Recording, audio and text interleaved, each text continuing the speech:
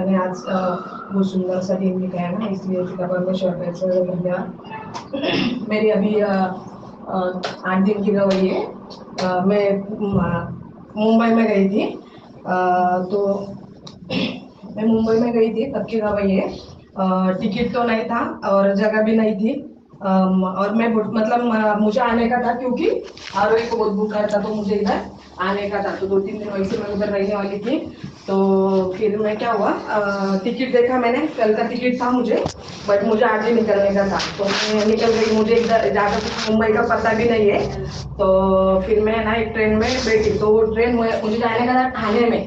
तो मैं क्या की, वासी वासी के ट्रेन आ गई लोकल, उस पर बैठ गई तो उल्टा हो गया। और मेरी गाड़ी थी कुछ तो 5:30 की, 4:30 की कुछ तो गाड़ी थी मेरे को ठाणे से, 5:30 की ना। हाँ, तो फिर वो गाड़ी से मेरे को आने का था, पर मैं उल्टा चली गई।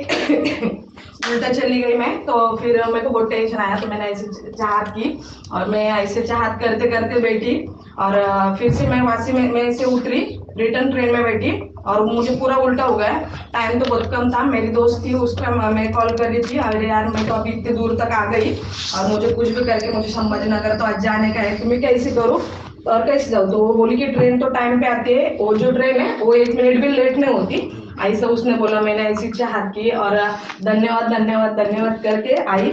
तो सच में उस दिन 15 मिनट लेट हो गई ट्रेन, और मैं मतलब ट्रेन ऐसे निकल रही, मैं बैठ गई, और मैंने टिकट पे निकाला नहीं था। और इतनी दूर आने का मेरे को ऐसा डर भी लग रहा था, टीसी आएगा, फाइन मारेगा, तो क्या करूँ करके बहुत टेंशन आ गया था। पर मैं बोली, पिता परमेश्वर आपने तो मुझे जगह भी दे दी है, और मैं बहुत अच्छे से संभाजीनगर जा चुकी है। सच में पिता परमेश्वर का ऐसा धन्यवाद ना। नांदेड़ के फैमिली थी, ऐसी ज्वाइंट फैमिली, वो बेटी थी। तो मुझे ऐसा नहीं, वो भैया बोले कि दीदी हम ऊपर सो रहे, तब तक तुम बैठो बोले। ऐसे बैठे तो मैं संभाजीनगर तक बैठ के आई, और डायरेक्ट यहाँ पे आने के बाद मतलब जब खुलताबाद आया गया, तब टीसी आया। और टीसी आने के बाद टीसी ने मुझे बोला कि मैडम टिकट बताओ। तो मैंने बोला सर क्या हुआ, मुझे बहुत अर्जेंट जाने का था, टिकट तो मैंने लिया नहीं। तो फिर मैंने क्या किया, ऐसे जेब से पैसे निकाले, तो उसको उनको दे दिए। तो वो क्या बोले, ठीक है मैडम चलेगा, अभी तुम जब संभाजीनगर में उतरेंगे ना, तो मैं उधर रहूंगा बोले, तो मैं तुमको बाहर जाने दूंगा। इसलिए भी ऐसा पिता परमेश्वर का लाखों करोड़ों का धन्यवाद कि मैं यहाँ पे भी आई, मुझे जगह भी मिल गई। और मेरी दूसरी गवाही शेयर करूंगी मैं, मेरी लड़की की।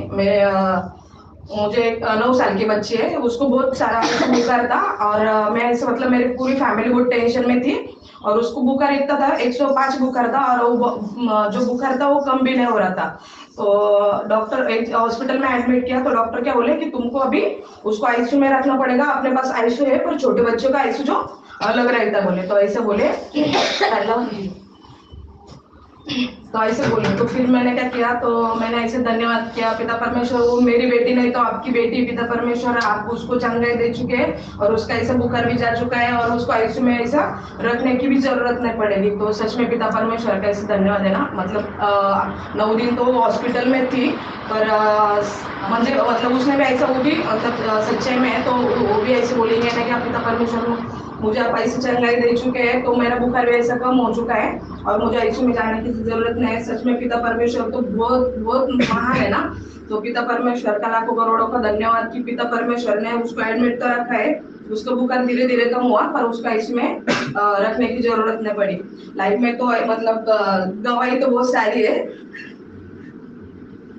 और यहाँ पे जितने जन बैठे आप सभी की साथ जरूरत पिता परमेश्वर ने पूरी कर चुके हैं। ऐसा यीशु गुरु के नाम से ऐसा हो चुका है।